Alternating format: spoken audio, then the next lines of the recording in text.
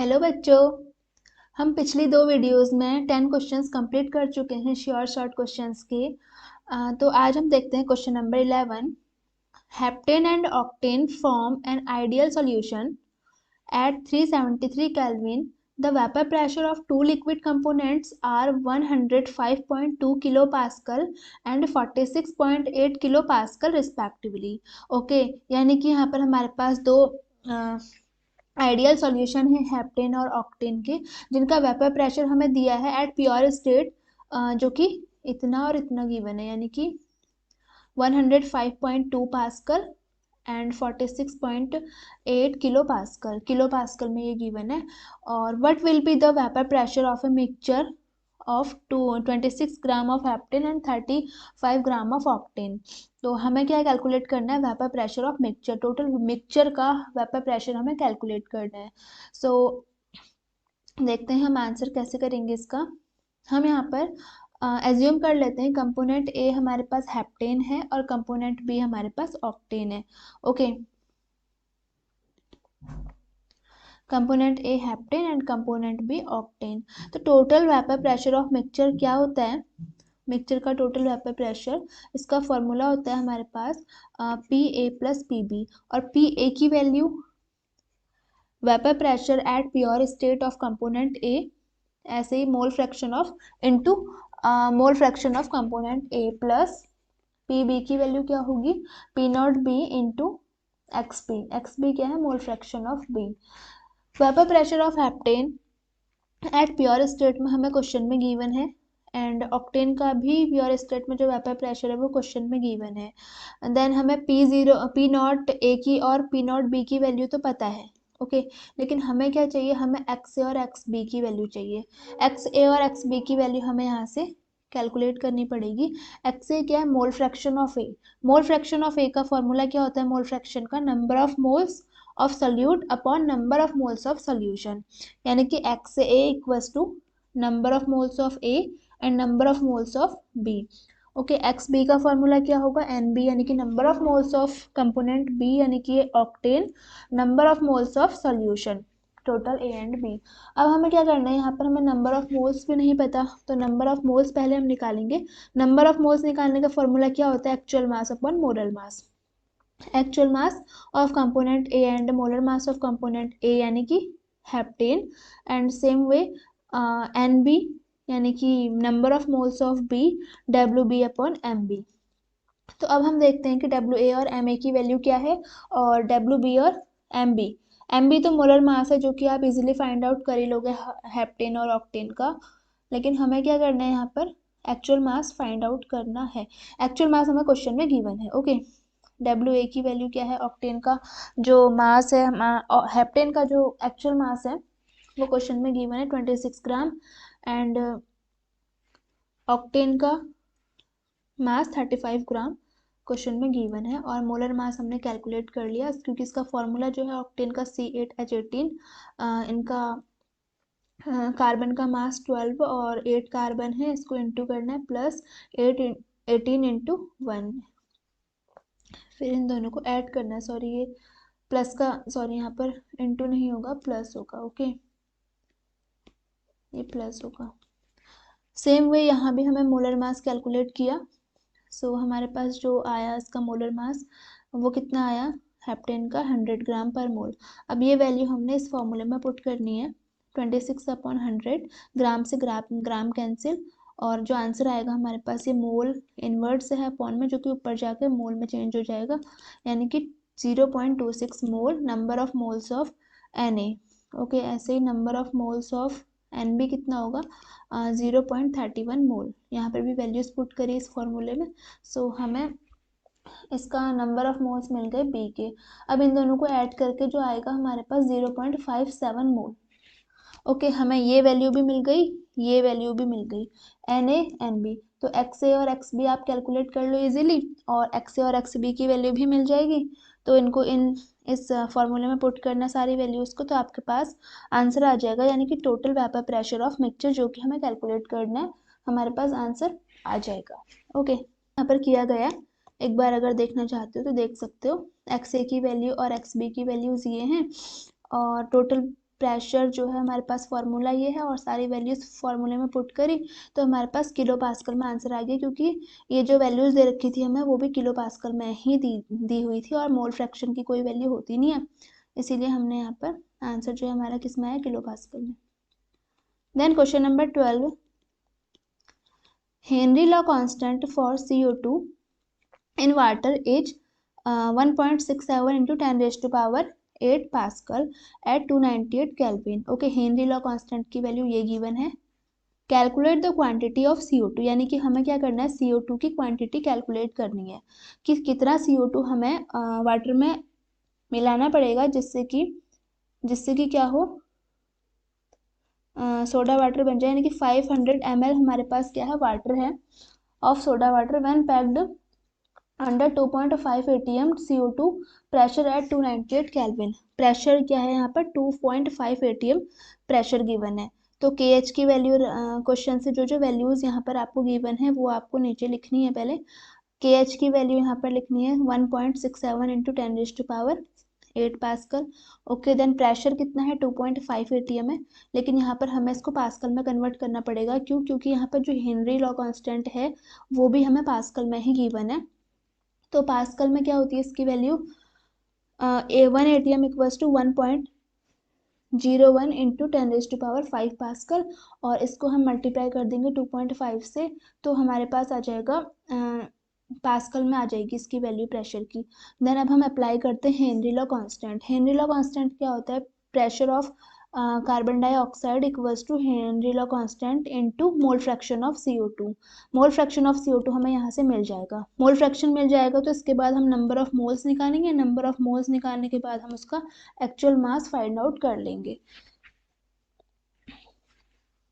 तो देखिए यहाँ पर हमने क्या किया, KH अपॉन में चला गया और XCO2 हमें निकालना है, तो XCO2 इस तरीके से हमने इस फॉर्मूले को लिखा, देन वैल्यूज पुट करी, देन हमारे पास आंसर आ गया। ओके, कैलकुलेशन यहाँ पर आप कर सकते हो, पास्कल से पास्कल कैंसिल हो जाएगा। सो क्योंकि मोल फ्रैक्शन की कोई वैल्यूज नहीं होती है तो यहाँ पर मोल फ्रैक्शन की कोई यूनिट नहीं होती, तो यहाँ पर कोई यूनिट नहीं लिखी है। ओके, देन अब हम यहाँ पर मोल फ्रैक्शन से number of moles of CO2 निकालते हैं।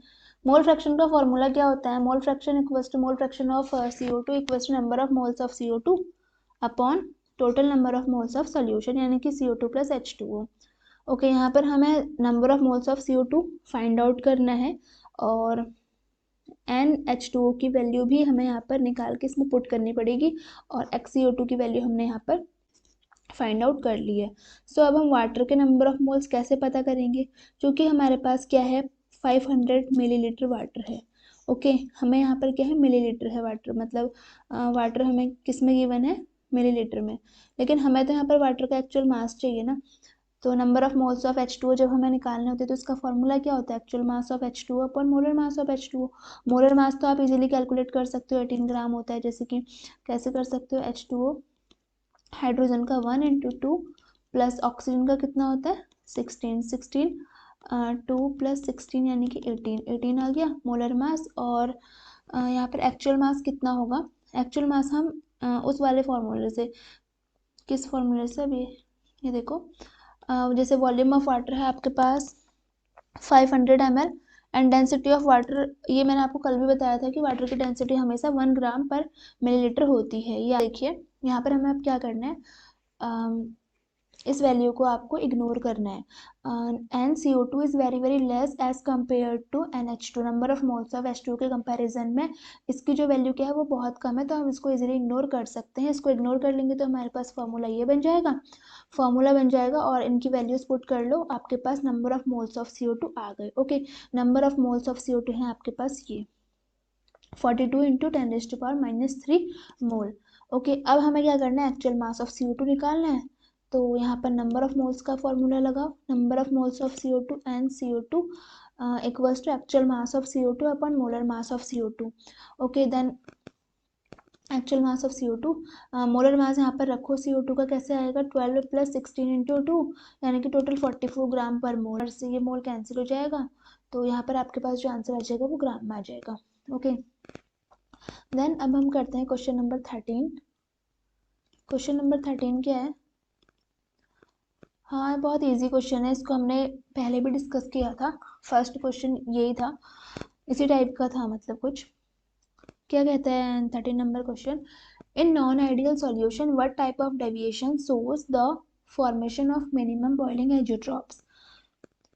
Positive deviation from route law show the formation of minimum boiling azeotrophs। जो minimum boiling azeotrophs होते हैं वो route law से positive deviation शो करते हैं, जबकि इसका उल्टा जो maximum boiling azeotrophs होंगे वो route law से negative deviation शो करेंगे। ये हमने फर्स्ट लेक्चर के फर्स्ट क्वेश्चन में ये वाला क्वेश्चन सॉल्व किया था। ठीक है, मैंने आपको बताया था कि जो मिनिमम बॉइलिंग एजिट्रॉप्स होते हैं वो राउट लॉ से पॉजिटिव डेविएशन शो करते हैं, और जो मैक्सिमम बॉइलिंग एजिट्रॉप्स होते हैं वो राउट लॉ से नेगेटिव डेविएशन शो करते हैं। ओके, देन क्वेश्चन नंबर 14 करते हैं अब।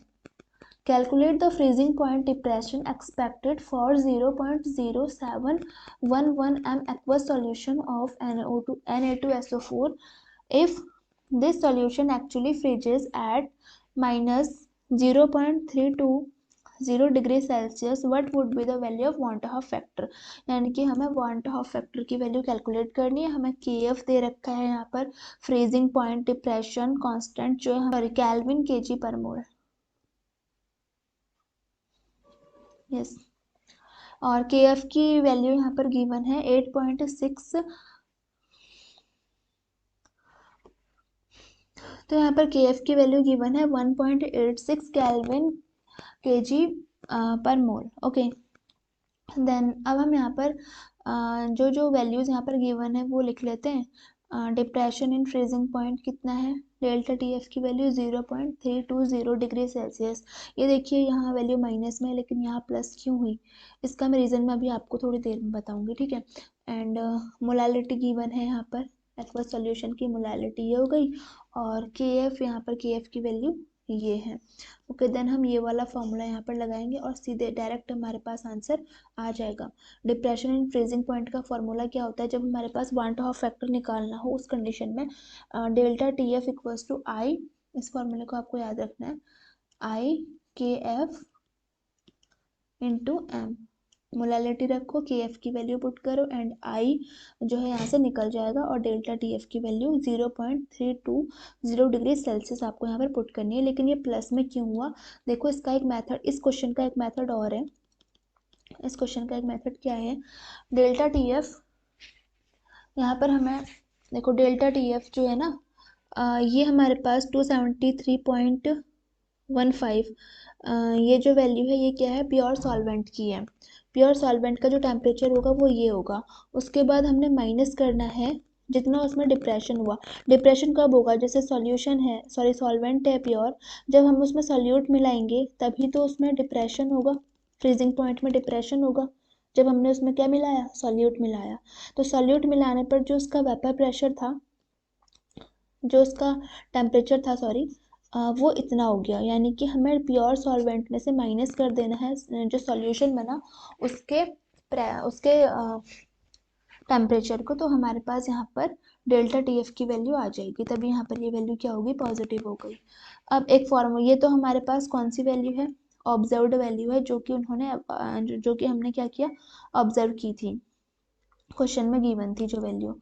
ठीक है, लेकिन यहाँ पर हमें एक वैल्यू कैलकुलेट करनी है। यहाँ पर दूसरा मेथड है आई निकालने का, कि वांट ऑफ फैक्टर निकालने का, observed value of delta TF upon calculated value of delta TF।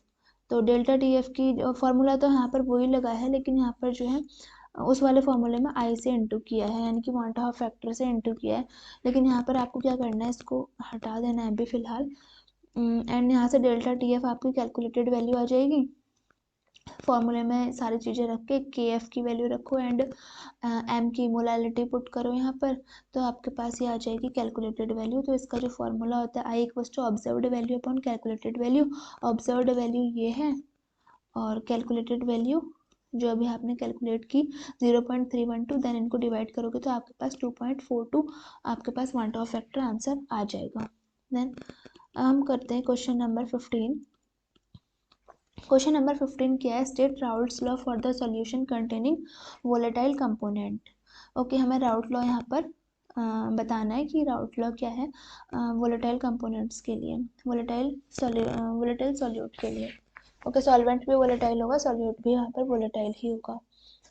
It state that for any solution the partial vapor pressure of each component in the solution is directly proportional to its mole fraction in the solution। यानी कि जो vapour pressure होगा each component का वो उसके mole fraction के directly proportional होगा, यानी कि जितना ज़्यादा मोल फ्रैक्शन होगा उतना ही ज़्यादा उस कंपोनेंट का वेपर प्रेशर भी होगा, यानी कि P A is directly proportional to X A. Okay, then P B, component B is directly proportional to mole fraction of B.